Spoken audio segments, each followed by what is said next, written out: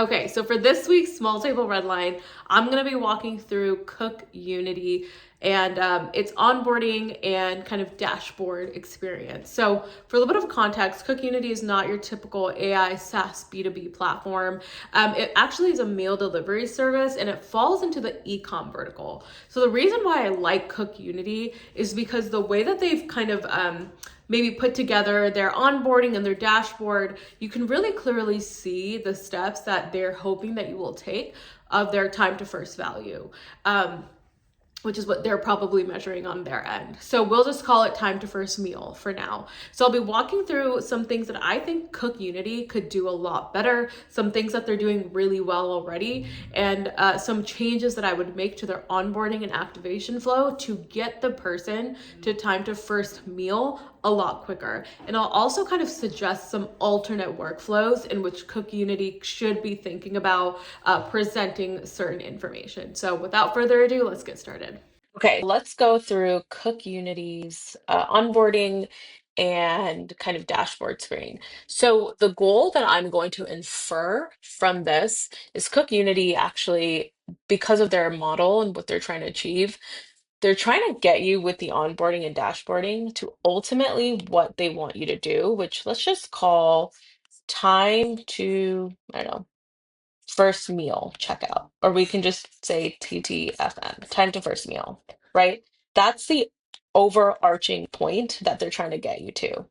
So they're asking, because this is not an actual, this is a like a typical SaaS product in the sense that we're not dealing, this is more of a different type of model. There are some PLG kind of overlap. So this is where the time to first meal comes into. So what I've done is I've taken their onboarding sequences and screens, and I want to talk about them. From a high level point of view, there's nothing inherently wrong with these, right? They're asking for pretty relevant information, dietary preferences, favorite proteins, something you want to avoid, and then they go into a pricing thing. So keep in mind, this is all before they've even seen any sort of image or meal or concept about the food. So I would this isn't a critique of you shouldn't ask this. I think this is more of a critique of you shouldn't ask this right now. But let's get into it. Okay, so step number one, do you have any dietary preferences? I don't see anything inherently wrong with this personally. Um, I think that this is extremely important to ask for anyone, especially the risk that this would kind of put on Cook Unity itself. So, no notes there. Now, this is where I have a couple of notes, ironically. So, what are your favorite proteins? Um, I don't know if this is necessarily important to ask right now. And the reason that I say that is you're asking these types of questions when the user does not want to rule anything out. So unless they have some sort of allergy to any of this, in which this would already actually be listed here in step number one, this is what I would call, this is just like a duplicate question, quite honestly, because you're asking a question that doesn't necessarily need to be asked right now. It also creates a lot of user overwhelm, in my opinion, because you're putting a lot of cognitive load on the user right away. Because what if I don't want to rule out any of these proteins? What if I technically can eat all of them? And then you're asking them to choose up to three. So you're already putting a restriction on the person. I understand the concept of why you want to perhaps get them to squeeze into this, because what if they choose all of it, right? But the thing is, no one is going to choose all of it. And if they are going to choose all of it, then there should be a thing that says, I don't actually have any favorites or I'm indifferent. So let's move on. Is there something you need to avoid? So this is really interesting because how I view this is a duplicate of this. You're essentially asking the user the same things, um, except you're broadening it. So they've already answered that they have, let's just say, an allergy. You actually don't need to ask this again right now. Because now what you're doing is you're telling the user, I've already asked you this. This is an unnecessary question, in my opinion. Um, I'm just not going to write that down. But this is not needed personally right now.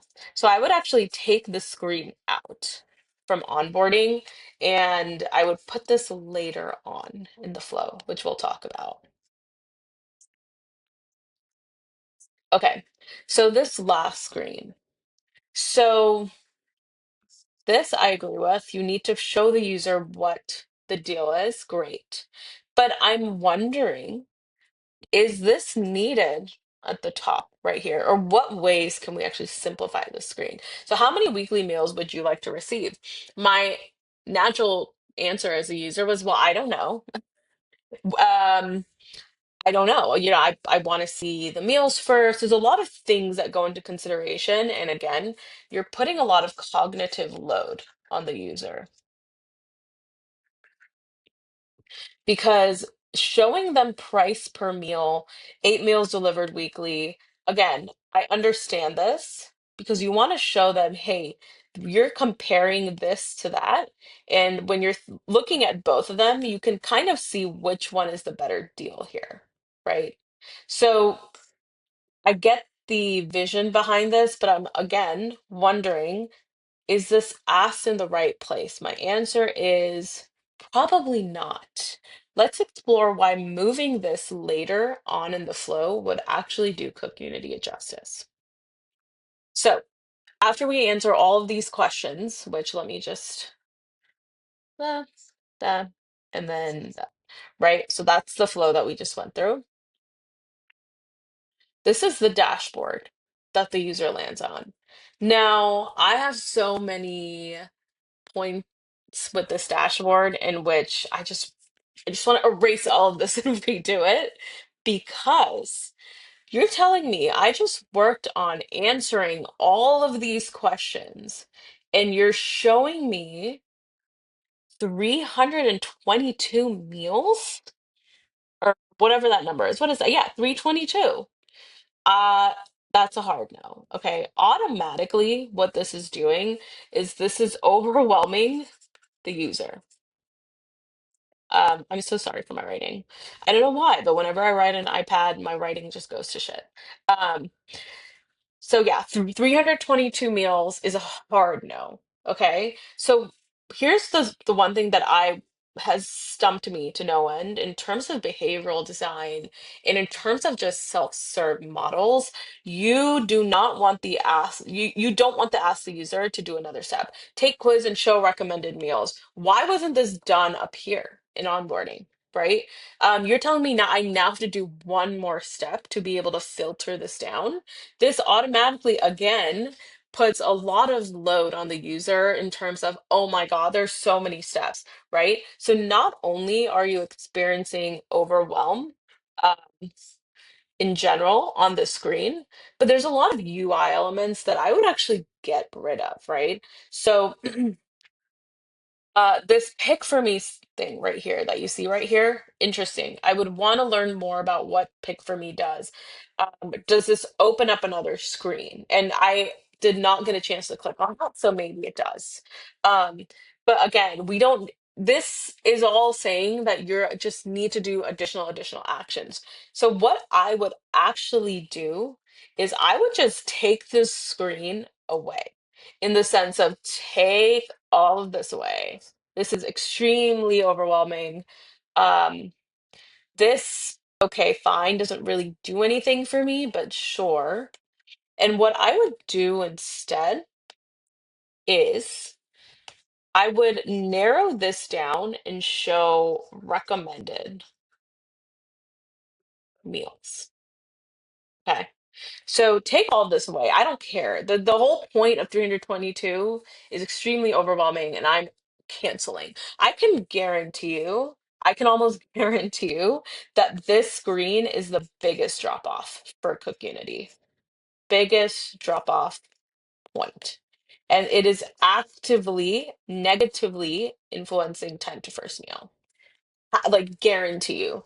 Um So how are we going to recommend, or how are we going to fix this, right? So put things like recommended meals only show maybe like a week's worth of meals. So maybe 7 to 8 meals here, okay? And then when they land on the screen, here's a different flow that maybe I would recommend too. Remember how I said in the beginning that all these don't necessarily need to be in onboarding? I think the most critical thing that you should put in onboarding is dietary preference because that is very, very important. Everything else, quite honestly, is fluff, right? This is not actually needed in onboarding. Um, and I would even say this is not needed in onboarding either. So I would actually switch the user flow and directly from going from this screen, put them on this page, right? So let's just say that they came on this page, they saw that they had 322 meals, and then they got a pop-up up here that now asks, um, what are your favorite proteins? This is where you surface this sequence, not in the beginning, because now the user has context for why you're asking this. They've now kind of seen, um, in general, they've seen everything that goes on the main dashboard, right? They know that there's so many meals, they're already feeling overwhelmed, and then they get a pop-up that asks them these questions. What are your favorite proteins? Is there something you need to avoid? Now the user's like, "Oh my God, yes, please help me filter this down." And they go through this. Okay, so I would actually switch the user flow in that manner, and see how that works for Cook Unity. Because again, if you do that, perhaps then you can filter this down and then do what I said, show recommended meals, only show 7 to 8 meals, and create the UI in a way where you're behaviorally nudging them to show them, like, wow, these are our top recommended meals. We're only showing you the best. And if you don't order this now, you're going to be missing out. Um, and I guarantee you, implementing that will decrease time to first meal. That's what you want. You want the time to first meal to go down, right? So that's my recommendations. And then I had a really quick note. So this is the email that came to my inbox after I signed up. And this is very interesting because this email is very discount heavy. And that's not necessarily what moves the needle for Cook Unity. The discounts are great, right? You've already kind of sold me on the discount because I have already signed up for your platform. That doesn't like this should not even be in consideration anymore. You need to now focus on what I just talked about, which is recommended meals, which is here's what, Cook Unity users are loving this month. Make it relevant to what you're showing on the onboarding screen now. This is fluff. You don't want this. I read this and I was like, this does nothing for me. This is kind of just reminiscent of like, it's just images and aesthetics. Okay. This is not a very good email. It's not a very good first email.